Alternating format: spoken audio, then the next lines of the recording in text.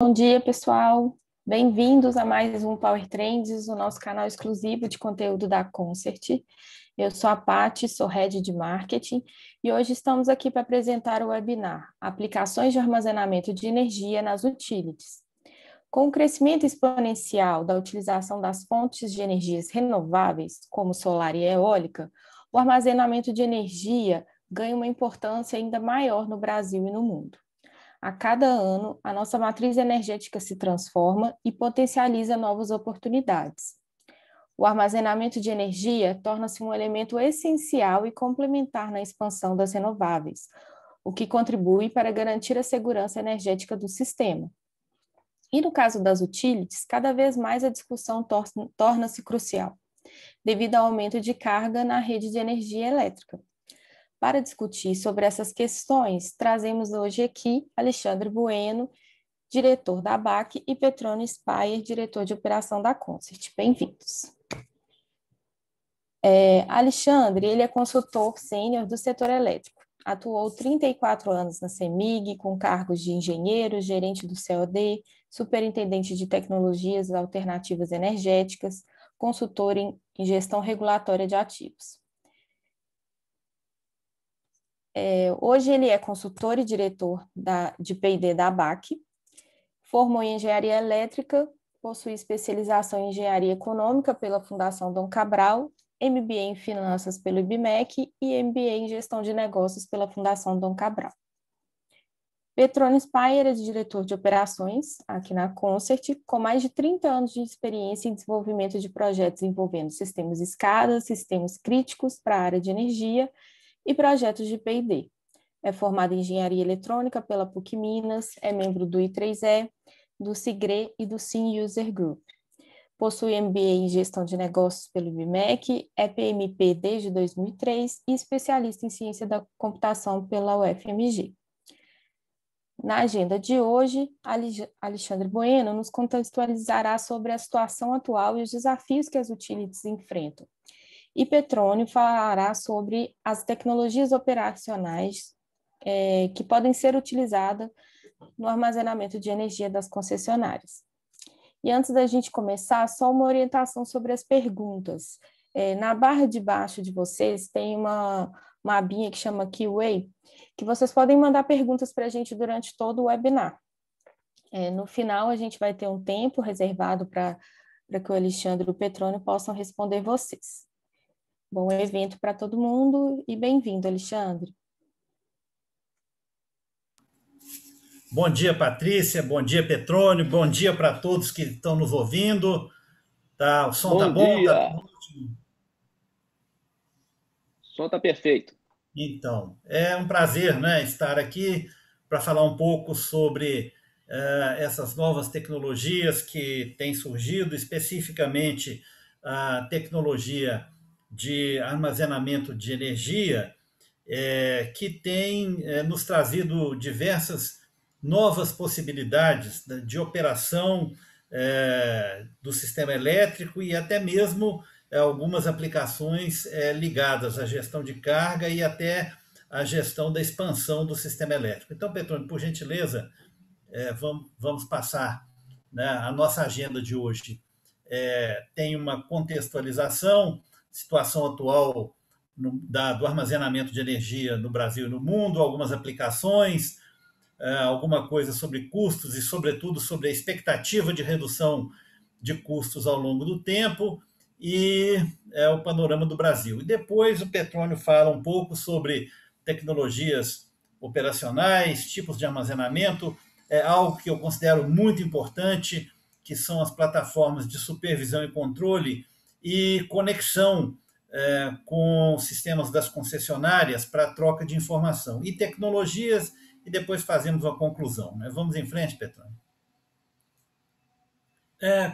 Uma contextualização, eu queria, em um minuto, falar um pouquinho da história da ABAC, né? A ABAC é a Associação Brasileira de Armazenamento e Qualidade de Energia Elétrica. A ABAC, a primeira atuação da ABAC ainda em 2015, quando esse assunto, armazenamento de energia, ainda era muito pouco discutido no setor elétrico e nas concessionárias. E aqui uma curiosidade, né? O Brasil é um dos países que primeiro adotou, né, uma instalação de armazenamento de energia, uma usina de bombeamento reversível no estado de São Paulo, em Rebordem.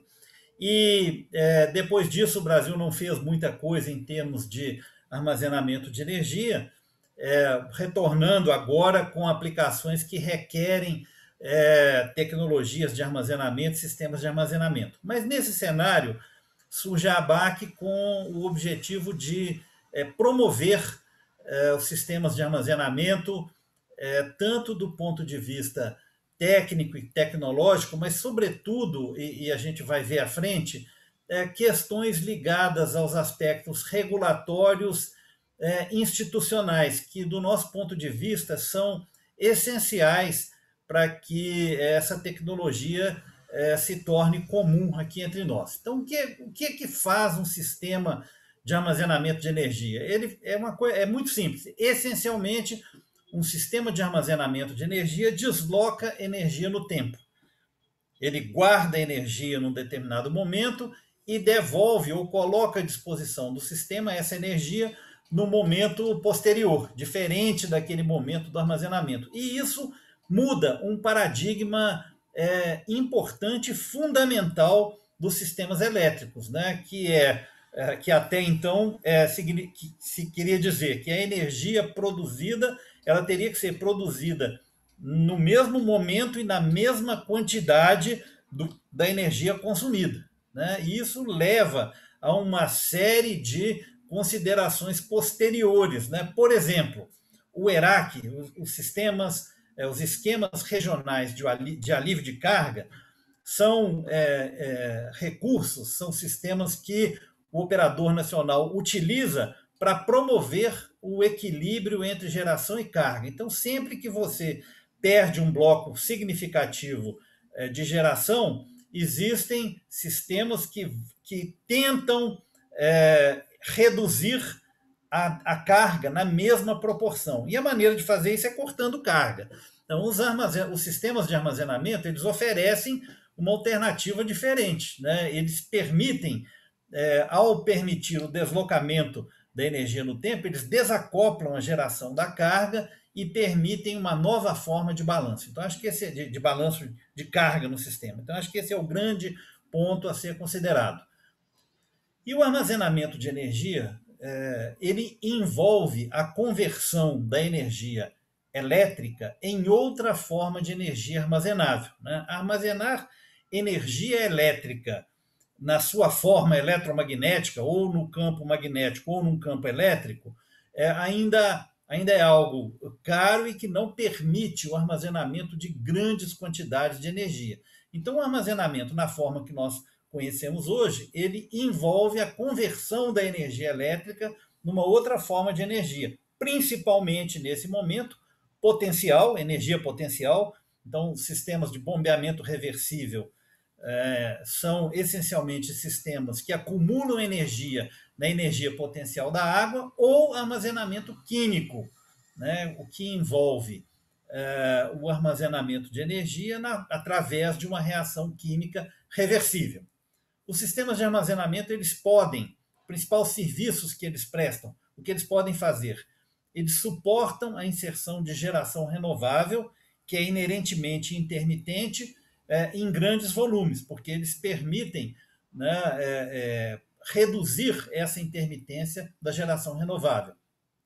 E eles atuam como um elemento que adiciona flexibilidade operativa ao sistema e lastro. A gente vai ouvir falar muito, daqui para frente vamos ouvir falar muito de lastro, né? O lastro é a capacidade de um sistema elétrico de suprir potência por um período de tempo previamente definido, que pode variar de horas a meses. Então, veja que a capacidade de suprir potência e não energia, né? Inclusive, houve no sistema elétrico brasileiro algumas ocorrências em que havia energia disponível, mas não havia potência disponível. E aí o sistema ele perde a capacidade de atender a toda a carga por falta de potência. Então, nós vamos, daqui para frente, vamos ouvir falar muito nessa questão do lastro, na separação entre lastro e energia, na contratação de lastro, etc. E os sistemas de armazenamento, eles são inerentemente uma fonte, um fornecedor de lastro. E são elementos fundamentais para a construção e caracterização de uma microrrede. Uma microrrede é um sistema que pode operar, é um microsistema que pode operar em ilhamento ou conectado, que tem um sistema de gestão e controle local, que tem geração local, pode ou não ter geração local, mas uma microrrede não pode prescindir de um sistema de armazenamento. Então, não existe uma microrrede que não tenha associada a si um sistema de armazenamento de energia. Petrônio, por favor. Essa é uma curva interessante, a capacidade cumulativa de sistemas de armazenamento. Essa curva ela vem de um estudo da Bloomberg New Energy Finance e que mostra que até 2040 nós vamos ter cerca de 1.000 gigawatts de armazenamento instalado e operando no mundo. Né? Para se ter uma ideia, isso aí é grosseiramente 6 a 7 vezes a capacidade instalada do sistema elétrico brasileiro. Então, esse é o tamanho do qual nós estamos falando. Petrônio, por favor. Petrônio, pode passar a lâmina para nós, por gentileza? Situação atual, mundo e Brasil, por favor.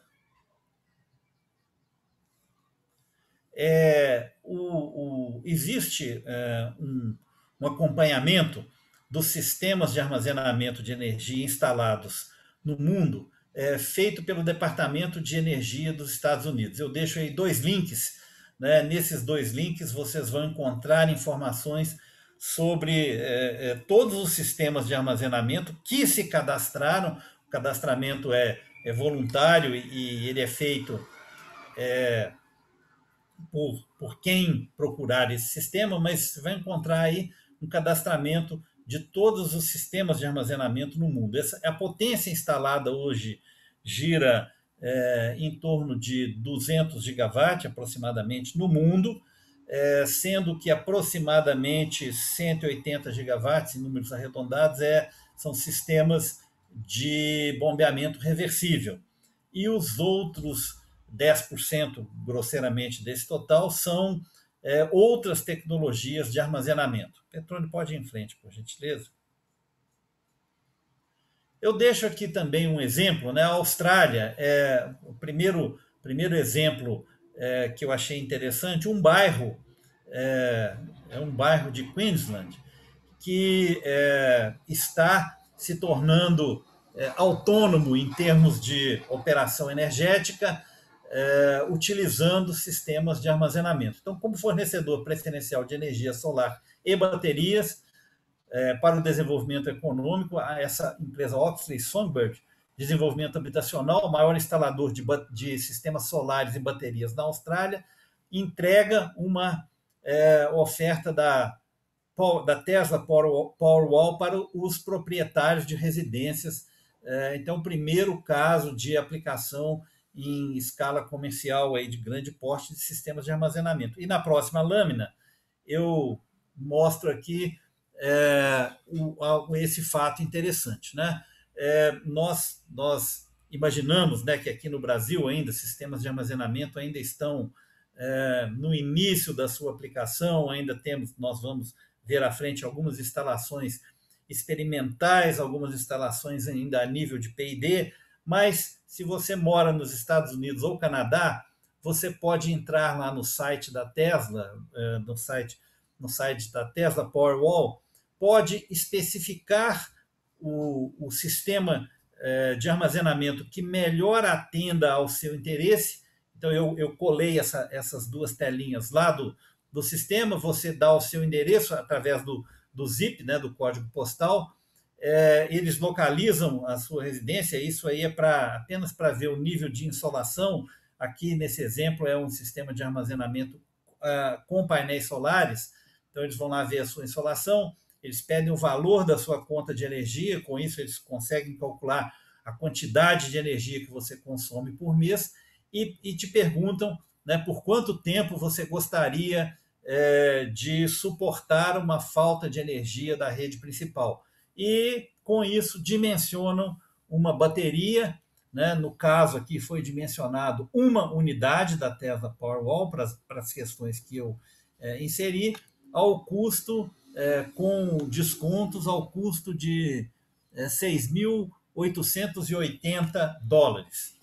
Não é barato, certamente, né? Mas é possível comprar exatamente como se compra na americanos.com aqui no Brasil. Né? E isso certamente vai se aproximar de nós em algum momento e nós veremos cada vez mais aplicações de uso residencial e de pequenos comércios, etc., né? Que são pequenas micro-redes. No próximo slide, Petrônio, por favor, eu fiz aqui um resumo das aplicações de sistemas de armazenamento nos sistemas de potência, divididos aqui em off-grid, né, sistemas isolados. Então, nos sistemas isolados, a bateria, como eu disse no caso das micro-redes, a bateria é fundamental para que você possa adicionar confiabilidade e flexibilidade operativa a este sistema isolado. Então, você tem normalmente uma fonte de energia renovável, solar, usualmente, porque é mais simples e mais barata, um sistema de baterias e, usualmente, também tem um sistema de geração fóssil, seja gasolina ou diesel, para suprir energia durante faltas de sol ou durante indisponibilidades de longo prazo da geração renovável. Né? Os sistemas isolados, um caso a gente vai ver à frente, mas, por exemplo, a ilha de Fernando de Noronha hoje é uma microgrid, é um sistema isolado que funciona com geração solar, sistema de armazenamento e geração diesel de backup. Nos sistemas on-grid, né, aqueles que estão conectados à rede, nós temos aplicações de grande, médio e pequeno porte usuais e micro-redes. Então, as aplicações de grande porte são aquelas para regulação de tensão e frequência, geração de longo prazo, suprimento de lastro, outros serviços ancilares, como Black Start, que é a partida do sistema depois de um blackout, a rampa de carga, que é aquela retomada do sistema com rampas elevadas. Isso acontece especialmente quando se tem muita geração solar, e a geração solar ela tem um horário certo para se desligar, né, que é o pôr do sol. Então, nesse horário, você tem uma rampa de carga rápida e grande, e aí você usa sistemas de armazenamento para suportar essa rampa de carga até que a geração convencional possa assumir a carga. Nas aplicações de pequeno e médio porte, atendimento de ponta, confiabilidade, restritos a situações localizadas específicas e, eventualmente, adiamento de investimento em alguns casos particulares. Por exemplo, estâncias de veraneio, né, em que você tem pontas de carga muito concentradas em finais de semana e durante apenas uma estação do ano, eventualmente não é econômico fazer uma grande ampliação no sistema de suprimento, você atende a essa ponta de carga com sistemas de armazenamento. E micro-redes, né? Cada vez mais, como eu disse, ouviremos falar de micro-redes, e para que a micro-rede possa, de fato, ser assim caracterizada, né, promovendo resiliência, confiabilidade, capacidade, né, de suportar faltas de energia na rede principal, os sistemas de armazenamento são parte fundamental.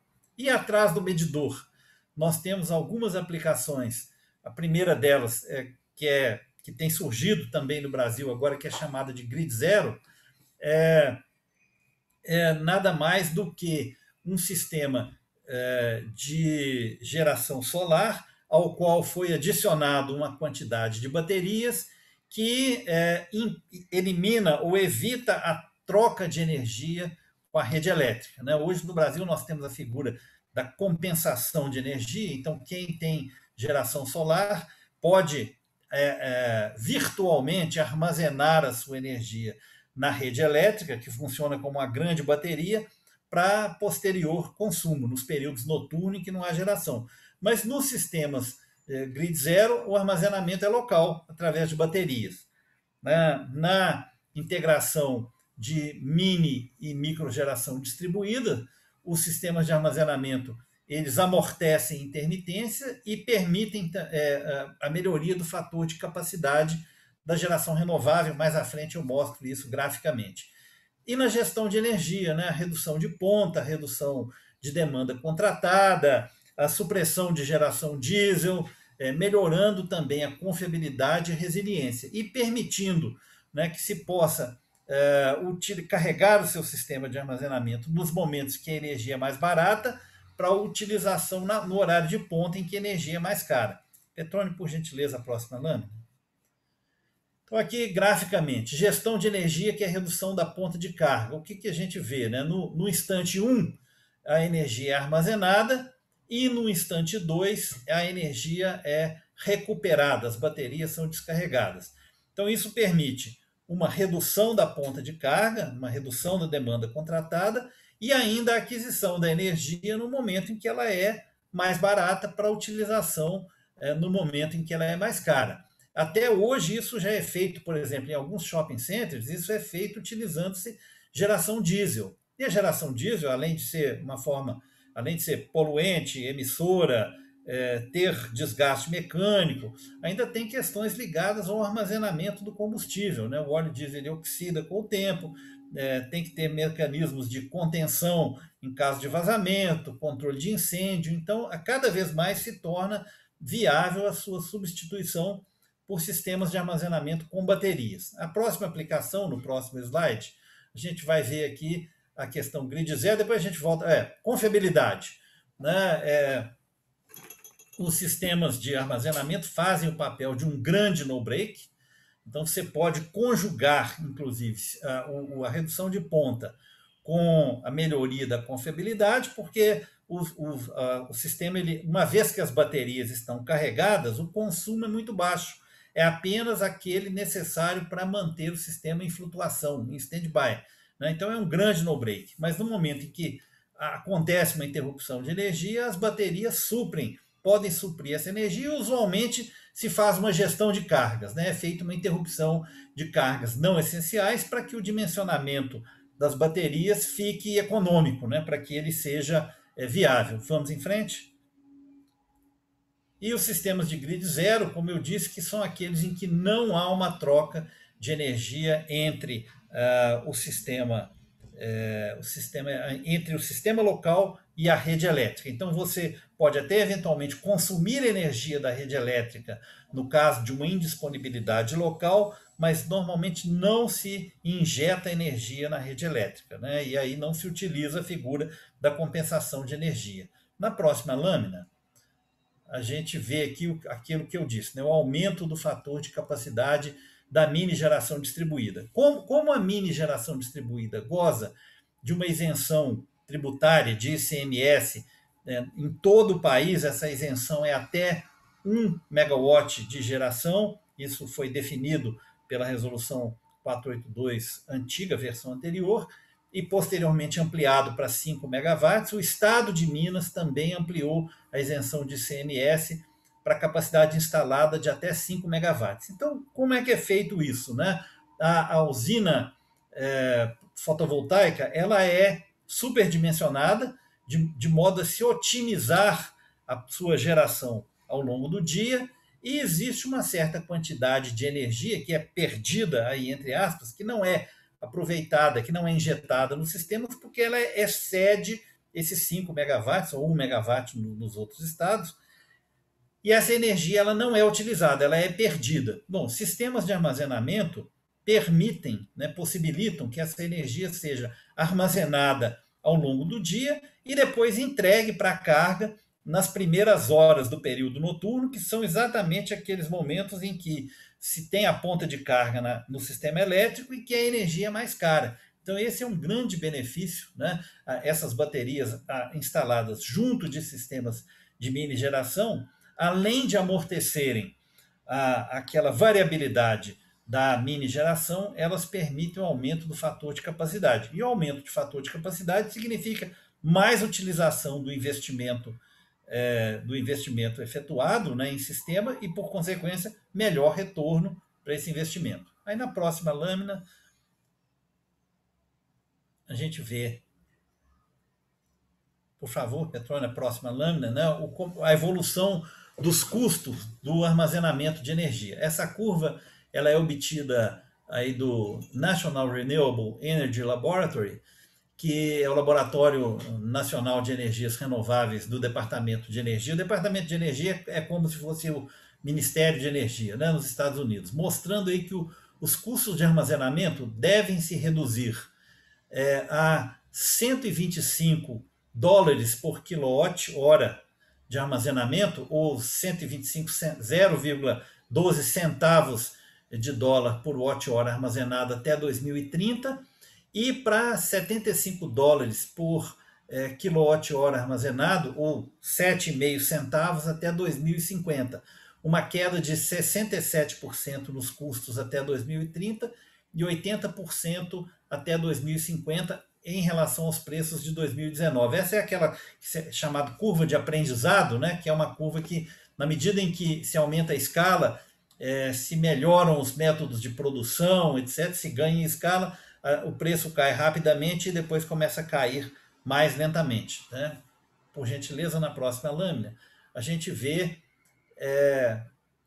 ainda custos de armazenamento. Aqui já é uma projeção da Bloomberg, New Energy Finance, mostrando que essa curva tem muita consistência com a curva lá do NREL, né, que até 2025 o preço deve ser de 94 dólares por quilowatt-hora nos Estados Unidos, claro, ou 0,09 centavos por watt-hora, e até 2030 esse preço chegando a 6 centavos por watt-hora armazenado. Então, são valores aí de projeções diferentes, muito consistentes, com uma curva de aprendizado de 18%, ou seja, cada vez que a quantidade de sistemas de armazenamento dobra, você tem uma redução de 18% no preço. Né? Essa é a figura. E na próxima lâmina, a gente vê que o preço de baterias de lítio caiu 89% desde 2010. Esse é um fato importante. E durante o mesmo tempo, triplicou a densidade de energia, de 100 watt-hora por quilograma para 300 watt-hora por quilograma. A densidade de energia ela é um parâmetro muito importante, principalmente para a mobilidade elétrica. Então, né, um veículo elétrico, se você quer baterias cada vez mais compactas, com cada vez mais densidade de energia, não é determinante da escolha da tecnologia para aplicações estacionárias, mas é claro que uma maior densidade de armazenamento é importante, porque significa menos área, menos volume ocupado pelos sistemas de armazenamento. Na próxima lâmina, por favor, alguns exemplos de projeto piloto ou demonstração. Gente, fui eu que escrevi demonstração, olha só como está escrito. Alguns projetos piloto ou demonstração no Brasil. Isso tudo começa com a chamada de P&D Estratégico 21, lá em 2016, né, a ABAC vinha já conversando com a ANEEL sobre a importância de se ter uma visão regulatória e institucional sobre os sistemas de armazenamento. Essa chamada ela foi construída e lançada em 2017 para se instalar alguns projetos experimentais no Brasil. E tem aí uma lista de alguns outros projetos já em desenvolvimento. Um deles é um projeto de redução de consumo no horário de ponta da CEMIG. Petrônio fala um pouco mais à frente sobre ele. E já se iniciando alguns projetos ainda incipientes, né, mas já se iniciando em aplicação comercial. Na próxima lâmina, nós destacamos a chamada de P&D Estratégico 21. Foram 23 projetos inicialmente aprovados, depois dois foram cancelados, mas um total de 370 milhões de investimento do programa de P&D, mais contrapartidas, mais de 400, cerca de 450 milhões de investimento em projetos de armazenamento de energia. Então vejam como isso é importante para a alavancagem da tecnologia no país. A próxima lâmina, e eu já vou aqui caminhando, né, para o final, né, qual é a situação institucional e regulatória no país? Qual é o panorama?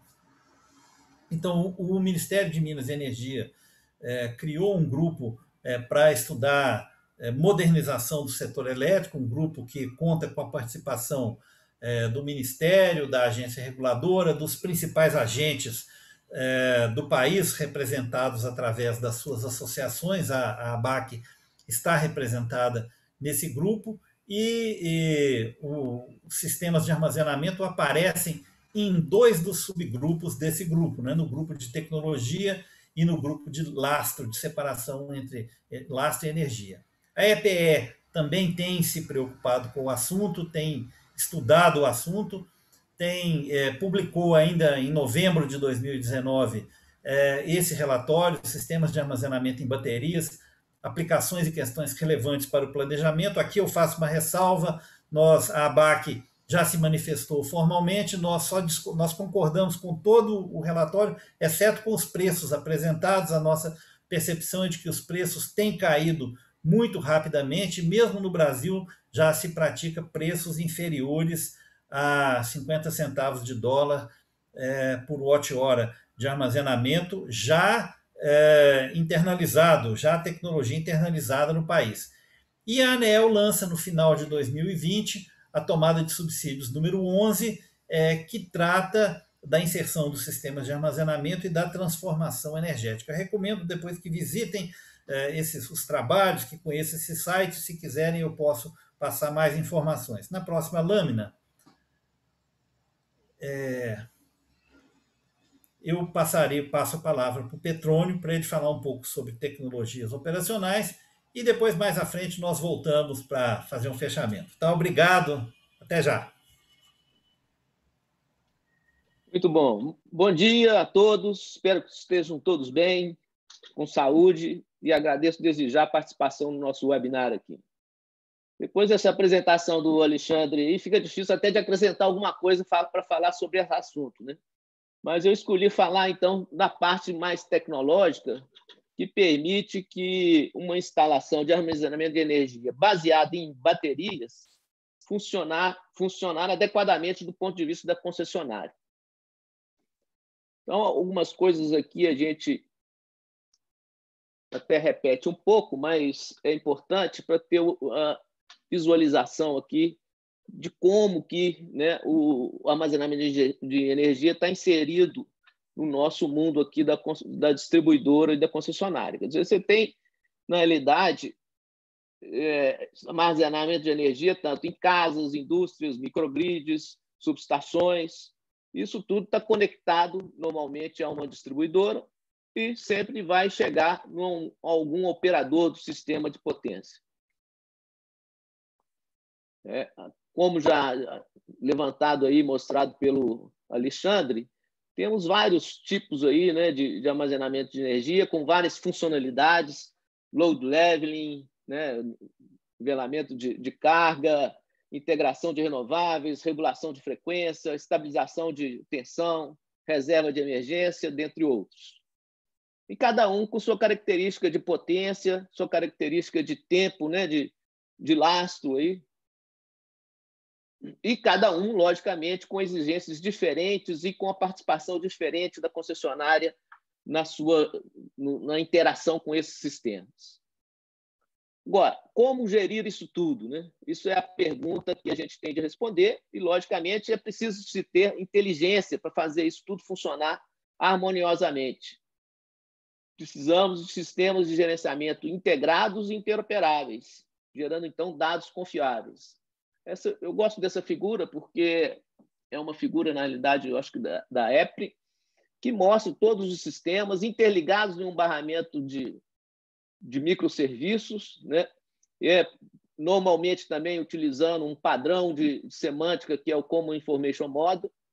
E esse esse tipo de coisa que a Constant tem trabalhado bastante aqui para poder pôr essa cultura no ambiente brasileiro também, que isso você vê muito nos outros, na Europa, nos Estados Unidos, mas aqui ainda estamos engateando em ter uma plataforma que permita realmente a troca de dados. De um DERMS, por exemplo, que você instala aí para comunicar com os recursos energéticos distribuídos e disponibilizar esses dados tanto para o pessoal de manutenção, no GIS, todos os usuários do GIS e etc. E do DMS também, para o próprio centro de operação ter acesso aos dados que são provenientes de outras fontes. Aqui, essa figura também apresenta a figura do integrador, né? Porque quando você começa a falar que você vai ter milhares de sistemas de armazenamento, tem de ter uma figura no meio aí, porque não vai ser a concessionária que vai interagir diretamente com os donos desses sistemas de armazenamento. Então, mundo afora aí criou-se, e aqui também está se estabelecendo, a figura do agregador, né? Que faz o papel intermediário aí entre a concessionária e os proprietários dos sistemas de energia e até com uma relação comercial entre eles aí. Então, essa aí é uma figura que representa o futuro. Aí a gente tem dois sistemas menos conhecidos aí, que é o DERMS, né, que faz a parte dos recursos energéticos, e o outro é a parte de resposta à demanda, né, de DSM, né, de Demand Side Management, que são novos, mas que também estão aí acontecendo cada vez mais.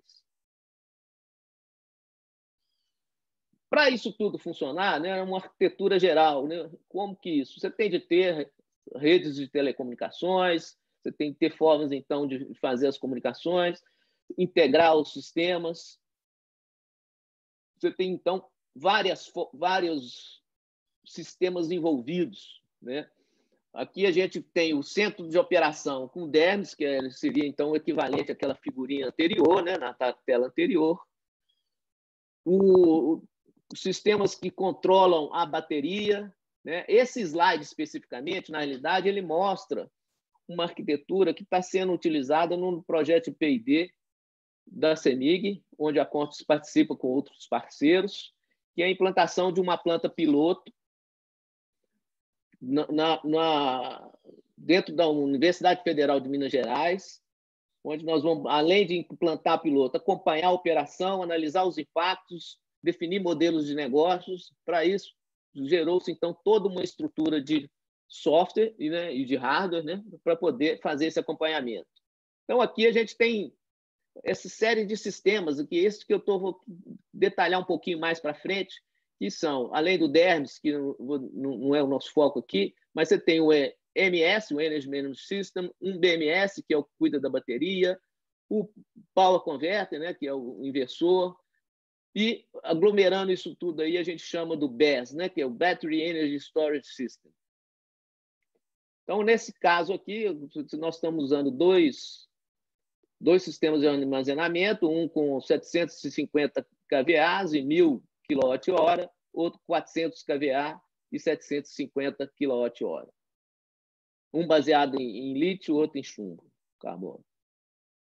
Então, o que é um BESS? Né? O que engloba os sistemas que fazem a gestão da bateria? Quer dizer, a gente, normalmente, muitas vezes, acredita-se que um armazenamento de energia é a bateria, né? Mas, na realidade, tem um mundo de coisas, acessórios necessários, né? Sistemas necessários para que ela funcione adequadamente. Então, você tem, além dos que eu já citei, o BMS, o EMS, o PCS, você tem também a parte de ar-condicionado e sistemas de segurança.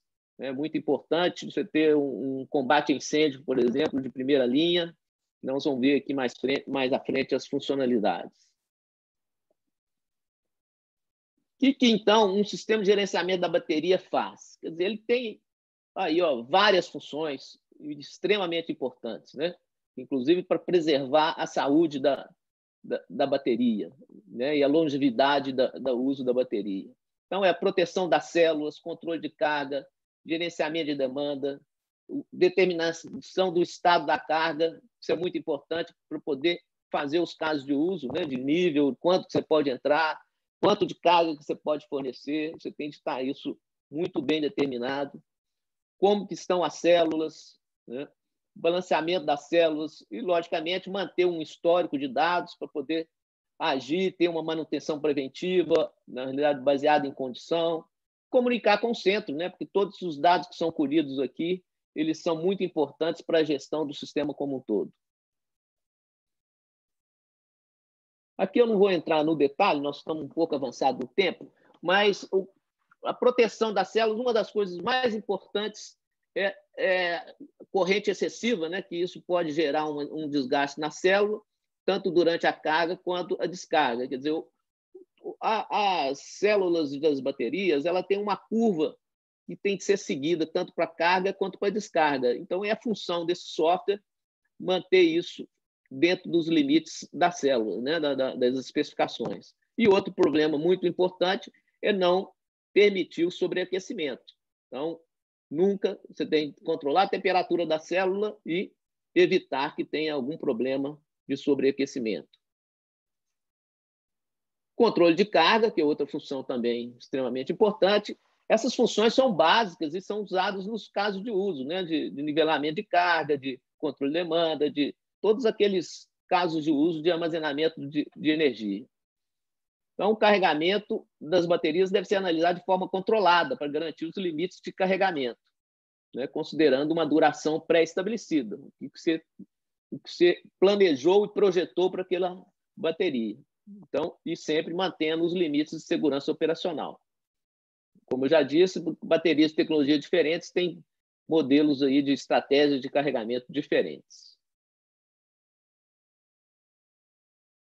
O state of charge, né, o estado de carga, tem como objetivo conhecer a quantidade de energia que tem na bateria, porque isso né, parâmetro para praticamente todas as aplicações que a gente vai ter da bateria.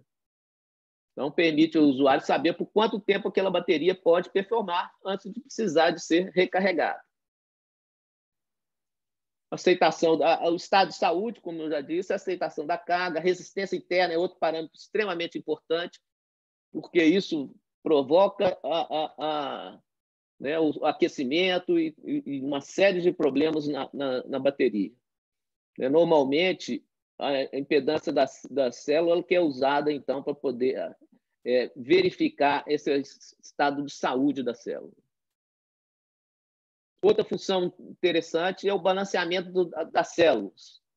É uma maneira que você tem de distribuir a energia entre as células. Então, pequenas diferenças entre as células devido à tolerância de produção ou condições operacionais tendem a ser ampliadas a cada ciclo de carga e descarga. Então, algumas ficam mais fracas, que eventualmente você vai ter de fazer esse balanceamento para que não tenha problema e prolongar a vida útil da bateria. Quase todas as nossas funções aqui, ou elas têm a ver com manter a qualidade da bateria ou permitir as funcionalidades que o sistema de armazenamento quer prover.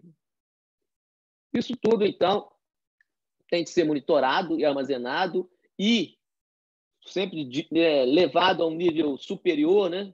A gente normalmente vai ter um nível acima, que seria o EMS, depois você vai ter isso também no DERMS, ou no COD, ou eventualmente no ADMS da concessionária. Então, esses parâmetros todos são muito importantes para isso, precisam ser guardados e armazenados. E outro fator muito importante, que tendo o histórico, você tem possibilidade de reivindicar garantias. Quer dizer, se você tem lá uma bateria que é para durar 20 anos, ela durou 5. Você pode demonstrar que você não usou ela fora do perfil que ela é adequado. Então, para isso, você tem de guardar esses dados de utilização dessa bateria. Então, normalmente, aqui é uma lista do que é calculado e armazenado, né? Corrente máxima de carregamento, corrente máxima de descarregamento, energia entregue, a impedância interna das células. Esses são os principais: carga entregue e armazenada, energia total entregue, tempo total de operação, número total de ciclos, todos são parâmetros muito importantes para você verificar a saúde da bateria e a sua capacidade, logicamente, de atingir os objetivos previstos. E, como eu já disse, isso aí tem que ser comunicado com sistemas corporativos, né? Então, você vai ter sempre um protocolo de comunicação entre o seu BMS, né, e os sistemas EMS ou DERMS da concessionária. Então, são vários tipos de interfaces. Normalmente, algum dos protocolos já utilizados quando sistemas maiores utilizam os mesmos protocolos que são utilizados em subestações, como o DNP3, o IEC 504 e por aí, né, protocolos conhecidos da área elétrica.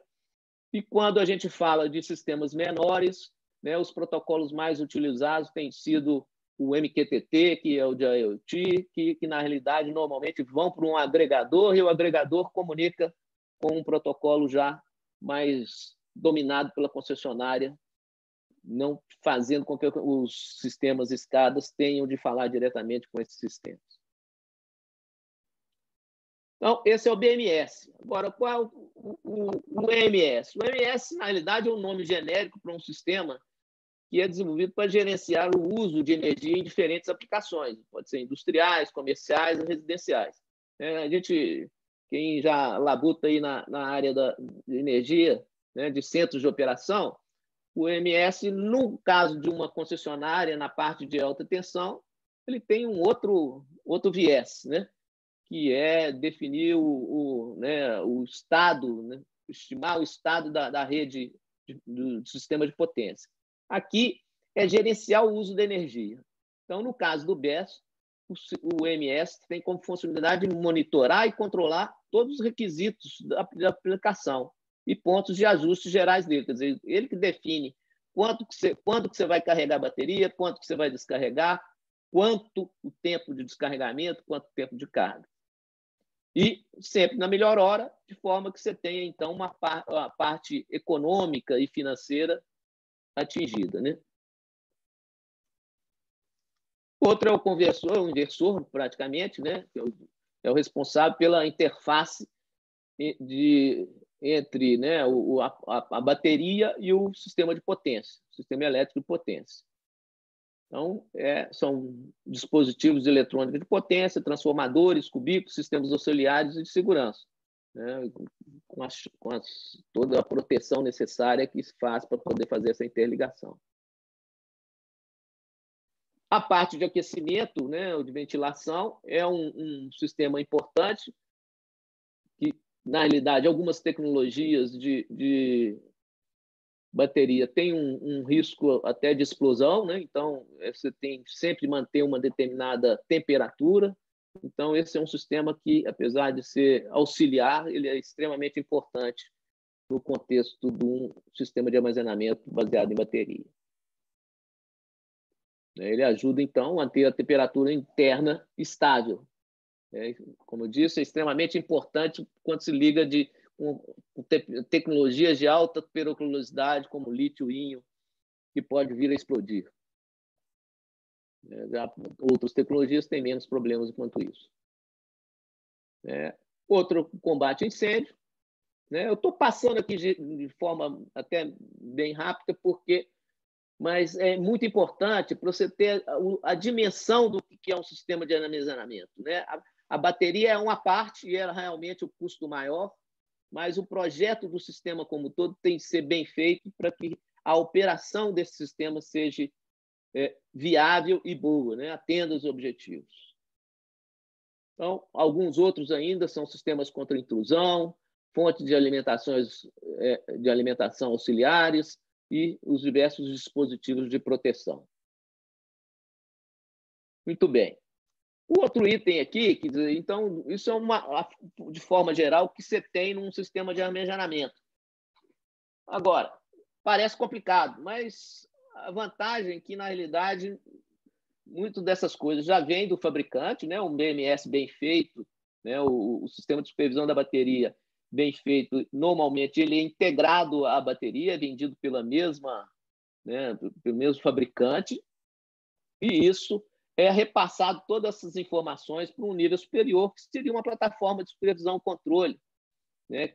E eu vou mostrar aqui, como exemplo, o que foi feito nesse piloto que nós estamos fazendo aí, junto com a CEMIG e parceiros lá na UFMG, junto com a FITEC e com a Baterias Moura, na UITEM, na realidade, o Instituto da Moura, para testar, então, alguns casos de uso, né? E um piloto completo, inclusive modelo de negócios ligados a armazenamento de energia.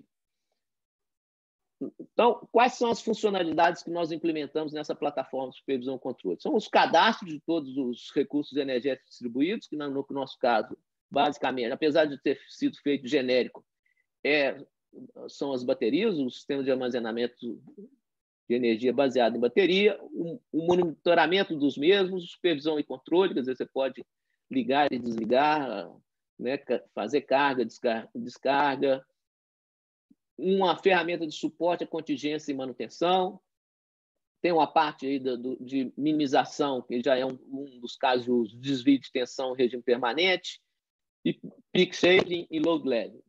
Quer dizer, o que nós usamos como plataforma para isso? A Concert, ela tem um SCADA, o X-Omni, que até o SCADA aqui é utilizado no COD da CEMIG, e atende mais de 1 milhão de pontos. Esse SCADA foi levado por nós para cloud, né, para ser utilizado como serviço, e ele que é a base, né, uma plataforma cloud, então, que é usado, presta um serviço de SCADA, que foi usado para implementar esse sistema de supervisão e controle para o BES, né, no caso desse PID. Então, o carinha dele é isso aqui, o produto em si, né, e até é uma startup que cuida disso, Thingable, é uma plataforma IoT de forma genérica, né, low code, que pode ser configurada então para todo tipo de aplicação. No caso aqui, ela está configurada então para supervisão e controle de recursos energéticos distribuídos. Uma plataforma dessa, por exemplo, pode servir também para um agregador que vai ter aí milhares de recursos energéticos distribuídos ou até mesmo milhares de cargas a serem cortadas quando necessário. Então, basta você ter uma assinatura e, como eu disse, é low code, quer dizer, não precisa de programação para a utilização dessa plataforma. Então, o que nós temos aqui é exatamente aqueles itens que eu disse, que são o cadastro dos recursos energéticos, né, os casos de uso. Então, eu vou passar aqui rapidamente algumas telas, só para mostrar, né, o ambiente. Então, aqui é uma lista aqui no nosso caso tem duas configuradas, né, duas BES. Até é interessante que um é fornecida pela VEG e o outro pela Moura. Eu já citei elas aí naquela arquitetura geral. Então, é um sistema de fácil uso, você tem várias informações que você configura aí para cada um dos sistemas de armazenamento. Não vou entrar aqui no detalhe, mas aqui já a parte de monitoramento. Então, você tem aí monitoramento de tensão, de corrente, da potência ativa, potência reativa e várias outras, né, possibilidades aí de monitoramento. E, como eu disse, isso é configurável e, então, é feito caso a caso. Aqui já também o monitoramento aqui do state of charge, né, que é a condição de carga da bateria. Aqui temos um apoio, né, um suporte à contingência de manutenção. Então, mostra a rede, onde que estão os recursos energéticos distribuídos, quais as características, qual é o estado de cada um deles. Então, com uma olhada rápida aí, você consegue entender o que está acontecendo.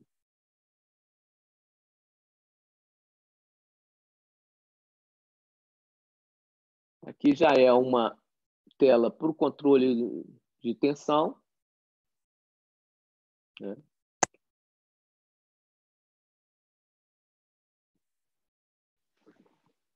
Você vai definir qual a carga, qual o nível de tensão adequado, etc. Aqui uma telinha que exemplifica o peak leveling, né?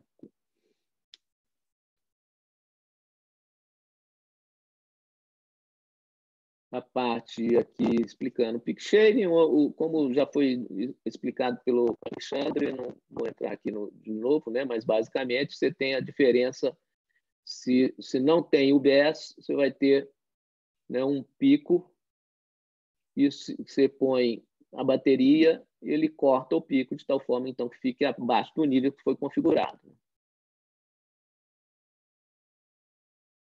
Isso tudo executado então pelo sua plataforma de supervisão e controle, quer dizer, a forma de agir com as baterias e os seus casos de uso, eles são, né, configurados na plataforma de supervisão e controle.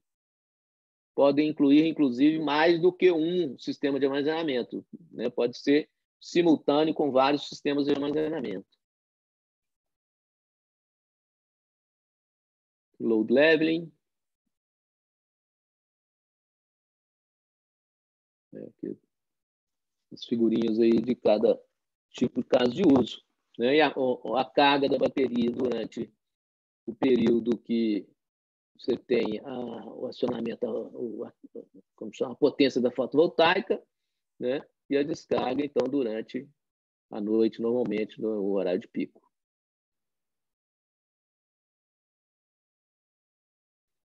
Para finalizar, eu acho que eu pus 2 pontos aqui de tecnologias, né, que incluem, né, utilizam o armazenamento de energia, que eu acho que é importante, que têm sido chamados aí com non-wire alternatives, né, que são alternativas, né, são qualquer ação estratégica no domínio do sistema de fornecimento de energia que usa soluções não tradicionais e com o intuito de se postergar investimentos.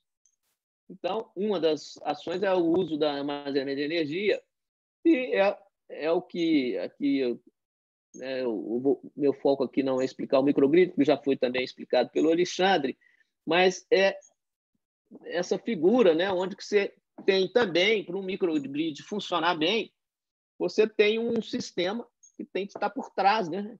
E essa mesma plataforma que eu mostrei ali, tomando, né, fazendo os casos de uso com armazenamento, ela pode ser configurável para realizar essa, que basicamente é o controle de demanda interno no microgrid, né? Controle de geração, corte de carga quando necessário.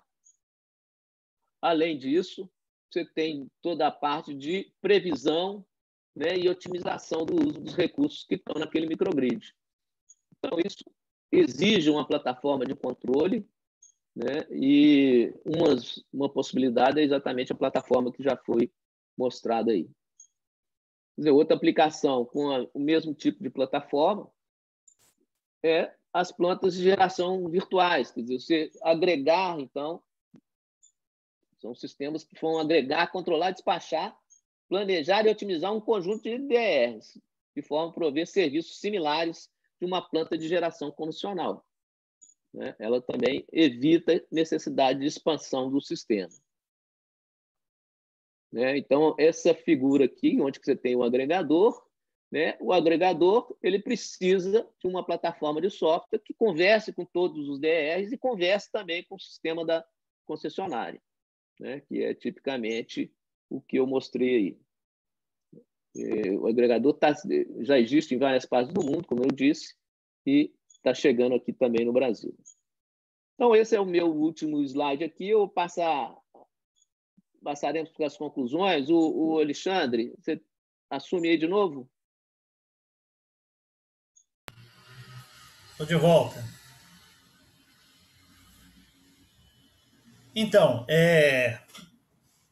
depois de tudo aí que o Petrone falou e tudo que eu apresentei, eu gostaria de apresentar aqui alguns desafios que eu acho que o Brasil tem que enfrentar para viabilizar os sistemas de armazenamento. Primeiro, desafios tecnológicos, né?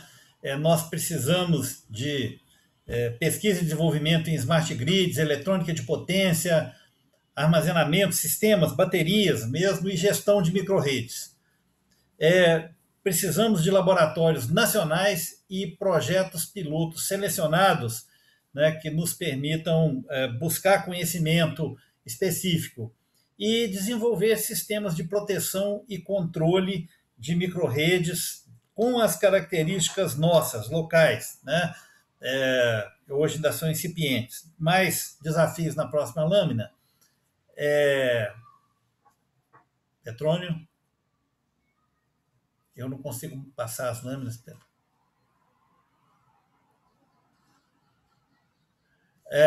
Do ponto de vista regulatório, institucional e político, né, é necessário uma abordagem regulatória em nível nacional, sendo o regulador o líder dessas mudanças, né? Então, por que nós dizemos isso? Porque, e eu já vi aqui no chat as nossas perguntas, né? Nós temos várias perguntas sobre a aplicação de sistemas de armazenamento para desempenhar uma série de funções no sistema elétrico, redução de ponta, injeção de potência na rede, etc. Para tudo isso é preciso que haja uma regulação, né? É preciso que haja um padrão de aplicação, um padrão de conexão e uma regulação. Então, fundamental o papel do regulador.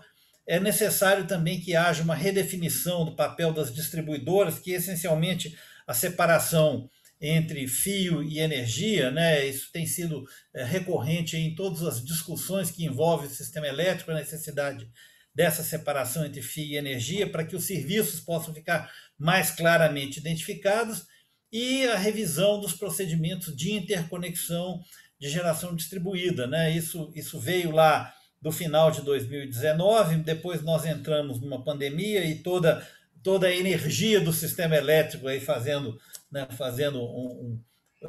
foi canalizada para resolver questões ligadas ao financiamento da crise, né, e a manutenção da liquidez das empresas distribuidoras, já que são elas que dão liquidez a toda a cadeia de produção da energia elétrica, mas é necessário que se retorne à discussão dos procedimentos de interconexão de GD, e temos uma pergunta lá também no chat, especificamente sobre, né, a revisão da 482. É claro que a revisão da 482 é fundamental para que se tenha uma visão econômica da aplicação de sistemas de armazenamento, né? Hoje, do jeito que as coisas estão colocadas, né, com a figura da compensação de energia 100%, não há nenhum apelo, né, nenhum estímulo econômico para a aplicação de armazenamento em instalações de GD, mas a revisão da 482 pode mudar esse papel. Na próxima lâmina, alguns desafios comerciais, avaliação dos custos de sistemas de armazenamento deve incluir eficiência, confiabilidade, segurança, otimização de custo de ciclo de vida e resiliência.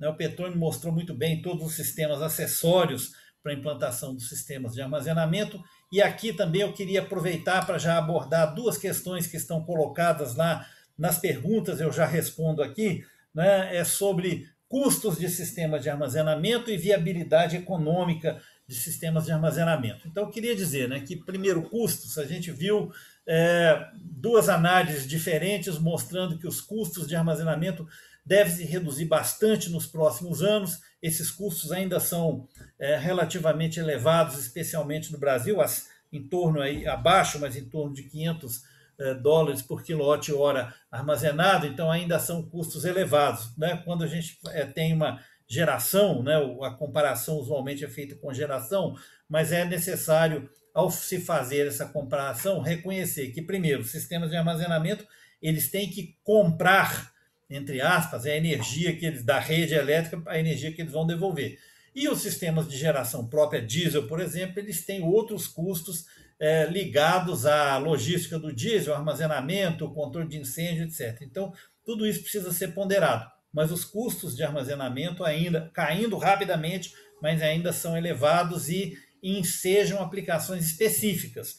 Por exemplo, a ilha de Fernando de Noronha, né, que está a CELP, através de um projeto de P&D, diminuiu a quantidade de geração diesel, praticamente eliminou a geração diesel, deixando apenas como backup, e substituiu por geração renovável local. né? Imaginem a logística de levar diesel para Fernando de Noronha, de armazenar diesel lá na ilha e os riscos ambientais associados. Então, esse é um caso em que esses custos tornam viável a aplicação de sistemas de armazenamento.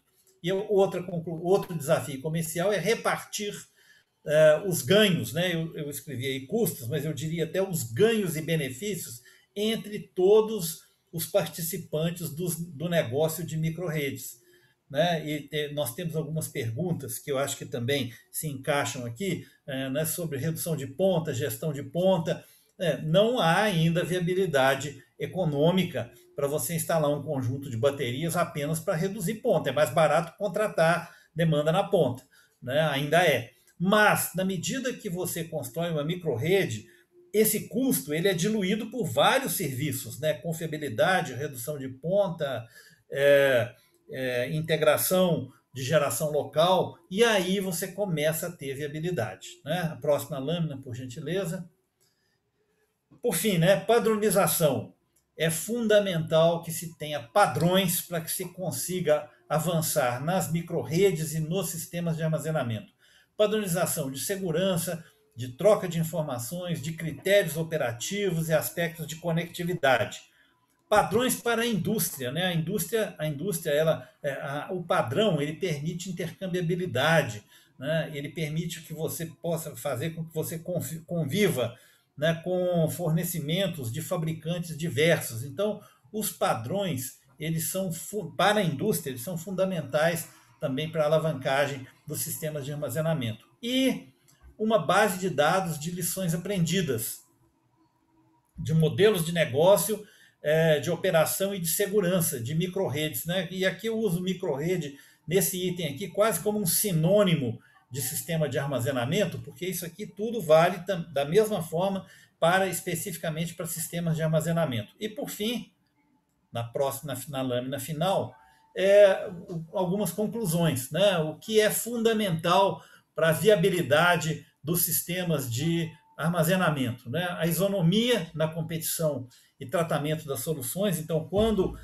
por exemplo, para o norte do país hoje tem mais de 2.000 sistemas isolados, né? Se propõe o atendimento a esses sistemas com soluções que continuam sendo isoladas, né? Não a integração ainda, mas o suprimento diesel ele tem uma série de custos inerentes que precisam de ser equalizados para que se tenha uma competição isonômica com sistemas de armazenamento local, né? Que é estudo das externalidades, né? Qual é o valor adicionado pelos sistemas de armazenamento de energia? É necessário que haja uma cadeia produtiva em larga escala, com padronização na indústria. É necessário que se definam aplicações e serviços, né? Então, fazendo aqui um resumo de tudo que eu já falei aí durante a apresentação, né? Para que se identifique claramente o valor de cada um desses serviços e, por consequência, qual é o valor adicionado pelos sistemas de armazenamento. O que nós vemos no Brasil é uma queda de preços acentuada, acompanhando a queda de preços internacional, e, por consequência, temos aí uma discordância em relação aos custos que a EPE apresenta naquele relatório que eu citei lá de 2019 de baterias. O caso do Amapá, eu acho que também foi, né, aquele blackout lá longo de 3 semanas. Eu acho que acendeu uma luz amarela para que se considerem micro-redes, lá no caso não é nem tão micro assim, né, mas sistemas isolados com geração local e armazenamento como alternativa, e armazenamento em sistemas isolados de grande porte, armazenamento de grande porte como alternativa a interligações. E por fim, né, acho que a grande conclusão, sistemas de armazenamento já são uma possibilidade, uma realidade, e nós temos a tecnologia para implantá-los. Né? A questão toda ainda está relacionada com esses custos que ainda são estimulantes apenas para algumas situações específicas. Ô, Alexandre, só completando, né, que os custos, na realidade, muitas vezes é porque a conta não está sendo feita certa, né? Exatamente, exatamente. Não está Então, eu considerando. acho que isso é importante, porque quando você considera mesmo todos os aspectos, o custo, aí a realidade pode ser já agora mesmo, né? Quer dizer, é uma tecnologia que já dá para implantar. Exatamente, quando você quantifica todos os custos, né, você consegue visualizar de uma maneira mais clara quais são os serviços que os sistemas de armazenamento estão prestando e consegue repartir esses custos pelos serviços que estão sendo prestados. Eu vi aqui nas perguntas, né, muita pergunta sobre custo. É natural, né, que isso aconteça, né? Então, eu queria responder dizendo que o Brasil não tem ainda é, um mercado de balcão para sistemas de armazenamento, né? Um mercado rotineiro, um mercado cotidiano para sistemas de armazenamento. Então, cada situação ainda vem sendo tratada individualmente, né, como um caso isolado. Né? Se é difícil se ter, nesse momento, um custo nacional de reais por quilowatt-hora. Mas os custos que nós temos, além daquela redução muito acentuada que eu mostrei lá nas lâminas, temos trabalhado com custos para assim, dar um número genérico entre 400 e 500 dólares por quilowatt-hora armazenado já dentro do país. Mas eu insisto, cada projeto tem um custo específico, o fornecedor vai calcular um custo específico para cada projeto. Esse valor que eu falo ele é estritamente referencial, né? Mas o custo mesmo tem que ser perguntado para cada situação específica. Petrônio, lá nas Bem, perguntas, tem duas perguntas ligadas à supervisão de células, né? Como é que as células envelhecem? Talvez você pudesse falar um pouquinho sobre essa supervisão local das células e do sistema de armazenamento. eu só acho que nós avançamos no tempo aqui. Eu posso depois responder a todas as perguntas aí diretamente para as pessoas que Eu fizeram. também farei isso. E, Pati, porque nós já estamos 15 minutos na frente aqui. Já estendemos aí 12 minutos. A gente volta então com essas respostas aí nas nossas mídias sociais e também nos e-mails. A gente agradece aí a participação, então. Alexandre, obrigada. Petrônio, obrigada. A participação de todo mundo. No próximo slide, Petrônio, coloca aí, por favor. Tem o contato do Alexandre e do Petrônio no LinkedIn e o e-mail, caso vocês também queiram estender essa conversa com eles. Também tem o LinkedIn Estamos da à Concert. disposição. Isso. Exato. Tem o LinkedIn da Concert também para você continuar acompanhando essa conversa sobre armazenamento de energia e também para fazer as perguntas por lá. Estamos à disposição. Te agradece a participação de todo mundo. Logo após aqui, tem uma pesquisa que a gente pede para vocês responderem para a gente, para dar um feedback e a gente continuar trazendo assuntos de relevância para o mercado aí das utilities. Então, obrigada a todo mundo e que a gente continue aí juntos, inovando e levando a inovação e agilidade aí no mundo 4.0. Obrigada a todo mundo e um bom dia. Obrigado a todos, bom Bom dia. dia. E uma boa notícia que eu vou tomar vacina hoje, então. Obrigada, Tchau. gente.